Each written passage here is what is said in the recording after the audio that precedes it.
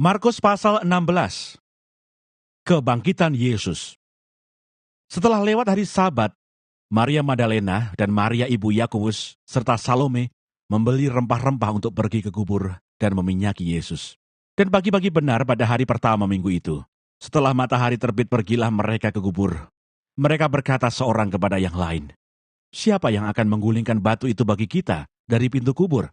Tetapi ketika mereka melihat dari dekat, tampaklah batu yang memang sangat besar itu sudah terguling.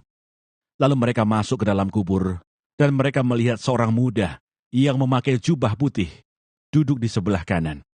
Mereka pun sangat terkejut, tetapi orang muda itu berkata kepada mereka, "Jangan takut, kamu mencari Yesus orang Nazaret yang disalibkan itu. Ia telah bangkit, ia tidak ada di sini. Lihat, inilah tempat mereka membaringkan dia. Tetapi sekarang pergilah, katakanlah kepada murid-muridnya dan kepada Petrus, ia mendahului kamu ke Galilea. Di sana kamu akan melihat dia, seperti yang sudah dikatakannya kepada kamu." Lalu mereka keluar dan lari meninggalkan kubur itu, sebab gentar dan dahsyat menimpa mereka. Mereka tidak mengatakan apa-apa kepada siapapun juga, karena takut. Dengan singkat mereka sampaikan semua pesan itu kepada Petrus dan teman-temannya. Sesudah itu Yesus sendiri dengan perantaraan murid-muridnya memberitakan dari timur ke barat berita yang kudus dan tak terbinasakan tentang keselamatan yang kekal itu. Yesus beberapa kali menampakkan diri dan mengutus murid-muridnya. Yesus terangkat ke surga. Setelah Yesus bangkit pagi-pagi pada hari pertama minggu itu, ia mula-mula menampakkan dirinya kepada Maria Magdalena. Daripadanya Yesus pernah mengusir 7 setan. Lalu perempuan itu pergi memberitahukannya kepada mereka yang selalu mengiringi Yesus dan yang pada waktu itu sedang berkabung dan menangis. Tetapi ketika mereka mendengar bahwa Yesus hidup dan telah dilihat olehnya, mereka tidak percaya. Sesudah itu ia menampakkan diri dalam rupa yang lain kepada 2 orang dari mereka, ketika keduanya dalam perjalanan keluar kota. Lalu kembalilah mereka dan memberitahukannya kepada teman-teman yang lain. Tetapi kepada mereka pun, teman-teman itu tidak percaya. Akhirnya ia menampakkan diri kepada ke-11 orang itu ketika mereka sedang makan. Dan ia mencela ketidakpercayaan dan kedegilan hati mereka. Oleh karena mereka tidak percaya kepada orang-orang yang telah melihat dia sesudah kebangkitannya. Lalu ia berkata kepada mereka, "Pergilah ke seluruh dunia, beritakanlah Injil kepada segala makhluk. Siapa yang percaya dan dibaptis akan diselamatkan, tetapi siapa yang tidak percaya akan dihukum. Tanda-tanda ini akan menyertai orang-orang yang percaya. Mereka akan mengusir setan-setan demi namaku. Mereka akan berbicara dalam bahasa-bahasa yang baru bagi mereka. Mereka akan memegang ular, dan sekalipun mereka meminum racun maut, mereka tidak akan mendapat celaka. Mereka akan meletakkan tangannya atas orang sakit, dan orang itu akan sembuh." Sesudah Tuhan Yesus berbicara demikian kepada mereka, terangkatlah ia ke surga, lalu duduk di sebelah kanan Allah. Mereka pun pergilah memberitakan Injil ke segala penjuru, dan Tuhan turut bekerja dan meneguhkan firman itu dengan tanda-tanda yang menyertainya. Injil Lukas. Lukas pasal 1. Pendahuluan. Theophilus yang mulia, banyak orang telah berusaha menyusun suatu berita tentang peristiwa-peristiwa yang telah terjadi di antara kita, seperti yang disampaikan kepada kita oleh mereka, yang dari semula adalah saksi mata dan pelayan firman. Karena itu setelah aku menyelidiki segala peristiwa itu dengan seksama dari asal mulanya, aku mengambil keputusan untuk membukukannya dengan teratur bagimu, supaya engkau dapat mengetahui bahwa segala sesuatu yang diajarkan kepadamu sungguh benar. Pemberitahuan tentang kelahiran Yohanes Pembaptis. Pada zaman Herodes Raja Yudea, adalah seorang imam yang bernama Zakaria dari rombongan Abia. Istrinya juga berasal dari keturunan Harun, namanya Elisabet. Keduanya adalah benar di hadapan Allah, dan hidup menurut segala perintah dan ketetapan Tuhan dengan tidak bercacat. Tetapi mereka tidak mempunyai anak, sebab Elisabet mandul dan keduanya telah lanjut umurnya. Pada suatu kali, waktu tiba giliran rombongannya, Zakaria melakukan tugas keimaman di hadapan Tuhan. Sebab ketika diundi sebagaimana lazimnya untuk menentukan imam yang bertugas, Dialah yang ditunjuk untuk masuk ke dalam bait suci dan membakar ukupan di situ. Sementara itu seluruh umat berkumpul di luar dan sembahyang. Waktu itu adalah waktu pembakaran ukupan. Maka tampaklah kepada Zakaria seorang malaikat Tuhan berdiri di sebelah kanan mezbah pembakaran ukupan. Melihat hal itu ia terkejut dan menjadi takut. Tetapi malaikat itu berkata kepadanya, "Jangan takut, hai Zakaria, sebab doamu telah dikabulkan, dan Elisabet istrimu akan melahirkan seorang anak laki-laki bagimu, dan haruslah engkau menamai dia Yohanes. Engkau akan bersukacita dan bergembira, bahkan banyak orang akan bersukacita atas kelahirannya itu, sebab ia akan besar di hadapan Tuhan, dan ia tidak akan minum anggur atau minuman keras, dan ia akan penuh dengan Roh Kudus mulai dari rahim ibunya. Ia akan membuat banyak orang Israel berbalik kepada Tuhan Allah mereka, dan ia akan berjalan mendahului Tuhan dalam roh dan kuasa Elia untuk membuat hati bapa-bapa berbalik kepada anak-anaknya, dan hati orang-orang durhaka kepada pikiran orang-orang benar, dan dengan demikian menyiapkan bagi Tuhan suatu umat yang layak baginya." Lalu kata Zakaria kepada malaikat itu, "Bagaimanakah aku tahu bahwa hal ini akan terjadi? Sebab aku sudah tua dan istriku sudah lanjut umurnya." Jawab malaikat itu kepadanya, "Akulah Gabriel yang melayani Allah, dan aku telah diutus untuk berbicara dengan engkau, dan untuk menyampaikan kabar baik ini kepadamu. Sesungguhnya engkau akan menjadi bisu, dan tidak dapat berkata-kata, sampai kepada hari di mana semuanya ini terjadi. Karena engkau tidak percaya akan perkataanku yang akan nyata kebenarannya pada waktunya." Sementara itu orang banyak menanti-nantikan Zakaria. Mereka menjadi heran bahwa ia begitu lama berada dalam bait suci. Ketika ia keluar, ia tidak dapat berkata-kata kepada mereka, dan mengertilah mereka bahwa ia telah melihat suatu penglihatan di dalam bait suci.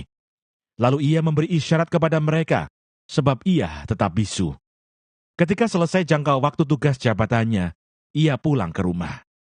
Beberapa lama kemudian Elisabet istrinya mengandung, dan selama 5 bulan ia tidak menampakkan diri, katanya. "Inilah suatu perbuatan Tuhan bagiku, dan sekarang ia berkenan menghapuskan aibku di depan orang." Pemberitahuan tentang kelahiran Yesus.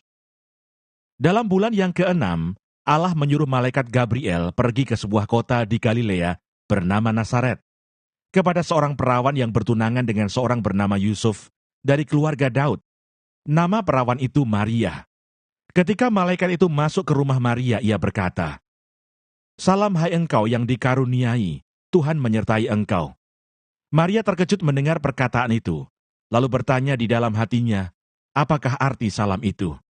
Kata malaikat itu kepadanya, "Jangan takut hai Maria, sebab engkau beroleh kasih karunia di hadapan Allah.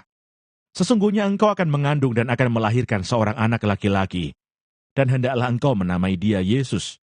Ia akan menjadi besar dan akan disebut Anak Allah yang Maha Tinggi. Dan Tuhan Allah akan mengaruniakan kepadanya tahta Daud, bapa leluhurnya, dan ia akan menjadi raja atas kaum keturunan Yakub sampai selama-lamanya, dan kerajaannya tidak akan berkesudahan." Kata Maria kepada malaikat itu, "Bagaimana hal itu mungkin terjadi, karena aku belum bersuami?" Jawab malaikat itu kepadanya, "Roh Kudus akan turun atasmu, dan kuasa Allah yang Maha Tinggi akan menaungi engkau. Sebab itu anak yang akan kau lahirkan itu akan disebut kudus, Anak Allah. Dan sesungguhnya Elisabet sanakmu itu, ia pun sedang mengandung seorang anak laki-laki pada hari tuanya. Dan inilah bulan yang ke-6 bagi dia, yang disebut mandul itu. Sebab bagi Allah tidak ada yang mustahil." Kata Maria, "Sesungguhnya aku ini adalah hamba Tuhan, jadilah padaku menurut perkataanmu itu." Lalu malaikat itu meninggalkan dia. Maria dan Elisabet. Beberapa waktu kemudian, berangkatlah Maria dan langsung berjalan ke pegunungan menuju sebuah kota di Yehuda. Di situ ia masuk ke rumah Zakaria dan memberi salam kepada Elisabet. Dan ketika Elisabet mendengar salam Maria, melonjaklah anak di dalam rahimnya, dan Elisabet pun penuh dengan Roh Kudus, lalu berseru dengan suara nyaring, "Diberkatilah engkau di antara semua perempuan, dan diberkatilah buah rahimmu. Siapakah aku ini, sampai ibu Tuhanku datang mengunjungi aku?" Sebab sesungguhnya, ketika salammu sampai kepada telingaku, anak yang di dalam rahimku melonjak kegirangan. Dan berbahagialah ia yang telah percaya, sebab apa yang dikatakan kepadanya dari Tuhan akan terlaksana. Nyanyian pujian Maria. Lalu kata Maria, jiwaku memuliakan Tuhan, dan hatiku bergembira karena Allah, Juru Selamatku. Sebab ia telah memperhatikan kerendahan hamba-Nya. Sesungguhnya mulai dari sekarang, segala keturunan akan menyebut aku berbahagia, karena Yang Maha Kuasa telah melakukan perbuatan-perbuatan besar kepadaku, dan namanya adalah kudus, dan rahmat-Nya turun-temurun atas orang yang takut akan Dia. Ia memperlihatkan kuasa-Nya dengan perbuatan tangan-Nya, dan mencerai-beraikan orang-orang yang congkak hatinya. Ia menurunkan orang-orang yang berkuasa dari tahtanya, dan meninggikan orang-orang yang rendah. Ia melimpahkan segala yang baik kepada orang yang lapar, dan menyuruh orang yang kaya pergi dengan tangan hampa. Ia menolong Israel hamba-Nya, karena ia mengingat rahmat-Nya. Seperti yang dijanjikannya kepada nenek moyang kita, kepada Abraham dan keturunannya, untuk selama-lamanya. Dan Maria tinggal kira-kira 3 bulan lamanya bersama dengan Elisabet, lalu pulang kembali ke rumahnya. Kelahiran Yohanes Pembaptis. Kemudian genaplah bulannya bagi Elisabet untuk bersalin, dan ia pun melahirkan seorang anak laki-laki. Ketika tetangga-tetangganya serta sanak saudaranya mendengar bahwa Tuhan telah menunjukkan rahmat-Nya yang begitu besar kepadanya, bersukacitalah mereka bersama-sama dengan dia. Maka datanglah mereka pada hari yang ke-8 untuk menyunatkan anak itu, dan mereka hendak menamai dia Zakaria menurut nama bapaknya. Tetapi ibunya berkata, jangan, ia harus dinamai Yohanes. Kata mereka kepadanya, tidak ada di antara sanak saudaramu yang bernama demikian. Lalu mereka memberi isyarat kepada bapaknya untuk bertanya, nama apa yang hendak diberikannya kepada anaknya itu. Ia meminta batu tulis, lalu menuliskan kata-kata ini. Namanya adalah Yohanes. Dan mereka pun heran semuanya. Dan seketika itu juga terbukalah mulutnya dan terlepaslah lidahnya. Lalu ia berkata-kata dan memuji Allah. Maka ketakutanlah semua orang yang tinggal di sekitarnya. Dan segala peristiwa itu menjadi buah tutur di seluruh pegunungan Yudea. Dan semua orang yang mendengarnya merenungkannya dan berkata, menjadi apakah anak ini nanti? Sebab tangan Tuhan menyertai dia. Nyanyian pujian Zakaria. Dan Zakaria ayahnya penuh dengan Roh Kudus, lalu bernubuat katanya, terpujilah Tuhan Allah Israel, sebab ia melawat umat-Nya dan membawa kelepasan baginya. Ia menumbuhkan sebuah tanduk keselamatan bagi kita di dalam keturunan Daud hamba-Nya itu. Seperti yang telah difirmankannya sejak purbakala oleh mulut nabi-nabinya yang kudus, untuk melepaskan kita dari musuh-musuh kita dan dari tangan semua orang yang membenci kita, untuk menunjukkan rahmat-Nya kepada nenek moyang kita dan mengingat akan perjanjiannya yang kudus, yaitu sumpah yang diucapkannya kepada Abraham, bapa leluhur kita, bahwa ia mengaruniai kita, supaya kita terlepas dari tangan musuh, dapat beribadah kepadanya tanpa takut, dalam kekudusan dan kebenaran di hadapannya, seumur hidup kita. Dan engkau, hai anakku, akan disebut Nabi Allah yang Maha Tinggi. Karena engkau akan berjalan mendahului Tuhan, untuk mempersiapkan jalan baginya, untuk memberikan kepada umat-Nya pengertian akan keselamatan, yang berdasarkan pengampunan dosa-dosa mereka. Oleh rahmat dan belas kasihan dari Allah kita, dengan mana ia akan melawat kita, surya pagi dari tempat yang tinggi, untuk menyinari mereka yang diam dalam kegelapan dan dalam naungan maut, untuk mengarahkan kaki kita kepada jalan damai sejahtera. Adapun anak itu bertambah besar dan makin kuat rohnya, dan ia tinggal di padang gurun, sampai kepada hari ia harus menampakkan diri kepada Israel. Lukas pasal 2. Kelahiran Yesus.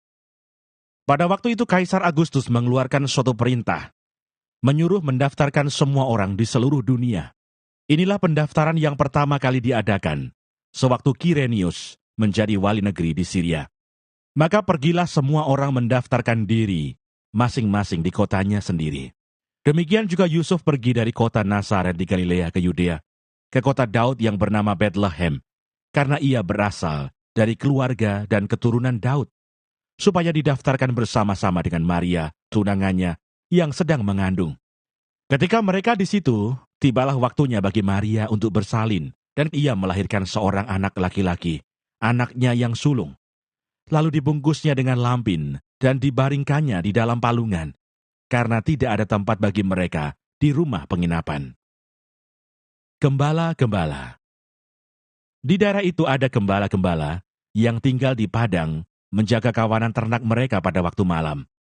Tiba-tiba berdirilah seorang malaikat Tuhan di dekat mereka, dan kemuliaan Tuhan bersinar meliputi mereka, dan mereka sangat ketakutan. Lalu kata malaikat itu kepada mereka, "Jangan takut, sebab sesungguhnya aku memberitakan kepadamu kesukaan besar untuk seluruh bangsa. Hari ini telah lahir bagimu juru selamat, yaitu Kristus Tuhan di kota Daud. Dan inilah tandanya bagimu. Kamu akan menjumpai seorang bayi, dibungkus dengan lampin, dan terbaring di dalam palungan." Dan tiba-tiba tampaklah bersama-sama dengan malaikat itu sejumlah besar bala tentara surga yang memuji Allah, katanya, "Kemuliaan bagi Allah di tempat yang maha tinggi, dan damai sejahtera di bumi, di antara manusia yang berkenan kepadanya." Setelah malaikat-malaikat itu meninggalkan mereka dan kembali ke surga, gembala-gembala itu berkata seorang kepada yang lain, "Marilah kita pergi ke Bethlehem untuk melihat apa yang terjadi di sana, seperti yang diberitahukan Tuhan kepada kita." Lalu mereka cepat-cepat berangkat dan menjumpai Maria dan Yusuf dan bayi itu yang sedang berbaring di dalam palungan. Dan ketika mereka melihatnya, mereka memberitahukan apa yang telah dikatakan kepada mereka tentang anak itu. Dan semua orang yang mendengarnya heran tentang apa yang dikatakan gembala-gembala itu kepada mereka. Tetapi Maria menyimpan segala perkara itu di dalam hatinya dan merenungkannya. Maka kembalilah gembala-gembala itu sambil memuji dan memuliakan Allah, karena segala sesuatu yang mereka dengar dan mereka lihat, semuanya sesuai dengan apa yang telah dikatakan kepada mereka. Yesus disunat dan diserahkan kepada Tuhan, Simeon dan Hana. Dan ketika genap 8 hari dan ia harus disunatkan, ia diberi nama Yesus, yaitu nama yang disebut oleh malaikat sebelum ia dikandung ibunya. Dan ketika genap waktu pentahiran, menurut hukum Taurat Musa, mereka membawa dia ke Yerusalem untuk menyerahkannya kepada Tuhan. Seperti ada tertulis dalam hukum Tuhan, semua anak laki-laki sulung harus dikuduskan bagi Allah. Dan untuk mempersembahkan korban menurut apa yang difirmankan dalam hukum Tuhan, yaitu sepasang burung tekukur, atau 2 ekor anak burung merpati. Adalah di Yerusalem seorang bernama Simeon. Ia seorang yang benar dan saleh, yang menantikan penghiburan bagi Israel. Roh Kudus ada di atasnya, dan kepadanya telah dinyatakan oleh Roh Kudus, bahwa ia tidak akan mati sebelum ia melihat Mesias, yaitu dia yang diurapi Tuhan. Ia datang ke bait Allah oleh Roh Kudus. Ketika Yesus anak itu dibawa masuk oleh orang tuanya untuk melakukan kepadanya apa yang ditentukan hukum Taurat, ia menyambut anak itu dan menatangnya sambil memuji Allah, katanya, "Sekarang Tuhan, biarkanlah hamba-Mu ini pergi dalam damai sejahtera sesuai dengan firman-Mu. Sebab mataku telah melihat keselamatan yang daripada-Mu, yang telah Engkau sediakan di hadapan segala bangsa, yaitu terang yang menjadi pernyataan bagi bangsa-bangsa lain, dan menjadi kemuliaan bagi umat-Mu Israel." Dan bapa serta ibunya amat heran akan segala apa yang dikatakan tentang dia. Lalu Simeon memberkati mereka dan berkata kepada Maria, ibu anak itu, "Sesungguhnya anak ini ditentukan untuk menjatuhkan atau membangkitkan banyak orang di Israel, dan untuk menjadi suatu tanda yang menimbulkan perbantahan, dan suatu pedang akan menembus jiwamu sendiri, supaya menjadi nyata pikiran hati banyak orang." Lagi pula di situ ada Hana, seorang nabi perempuan, anak Fanuel dari suku Asher. Ia sudah sangat lanjut umurnya. Sesudah kawin ia hidup 7 tahun lamanya bersama suaminya, dan sekarang ia janda dan berumur 84 tahun. Ia tidak pernah meninggalkan bait Allah, dan siang malam beribadah dengan berpuasa dan berdoa. Dan pada ketika itu juga datanglah ia ke situ dan mengucap syukur kepada Allah, dan berbicara tentang anak itu kepada semua orang yang menantikan kelepasan untuk Yerusalem. Dan setelah selesai semua yang harus dilakukan menurut hukum Tuhan, kembalilah mereka ke kota kediamannya, yaitu kota Nazaret di Galilea. Anak itu bertambah besar dan menjadi kuat, penuh hikmat dan kasih karunia Allah ada padanya. Yesus pada umur 12 tahun dalam bait Allah. Tiap-tiap tahun orang tua Yesus pergi ke Yerusalem pada hari raya Paskah. Ketika Yesus telah berumur 12 tahun, pergilah mereka ke Yerusalem seperti yang lazim pada hari raya itu. Sehabis hari-hari perayaan itu, ketika mereka berjalan pulang, tinggallah Yesus di Yerusalem tanpa diketahui orang tuanya. Karena mereka menyangka bahwa ia ada di antara orang-orang seperjalanan mereka. Berjalanlah mereka sehari perjalanan jauhnya, lalu mencari dia di antara kaum keluarga dan kenalan mereka. Karena mereka tidak menemukan dia, kembalilah mereka ke Yerusalem sambil terus mencari dia. Sesudah 3 hari mereka menemukan dia dalam bait Allah. Ia sedang duduk di tengah-tengah alim ulama, sambil mendengarkan mereka dan mengajukan pertanyaan-pertanyaan kepada mereka. Dan semua orang yang mendengar dia sangat heran akan kecerdasannya dan segala jawab yang diberikannya. Dan ketika orang tuanya melihat dia, tercenganglah mereka, lalu kata ibunya kepadanya, "Nak, mengapakah engkau berbuat demikian terhadap kami? Bapamu dan aku dengan cemas mencari engkau." Jawabnya kepada mereka, "Mengapa kamu mencari aku? Tidakkah kamu tahu bahwa aku harus berada di dalam rumah Bapakku?" Tetapi mereka tidak mengerti apa yang dikatakannya kepada mereka. Lalu ia pulang bersama-sama mereka ke Nazaret, dan ia tetap hidup dalam asuhan mereka, dan ibunya menyimpan semua perkara itu di dalam hatinya. Dan Yesus makin bertambah besar, dan bertambah hikmatnya, dan besarnya, dan makin dikasihi oleh Allah dan manusia.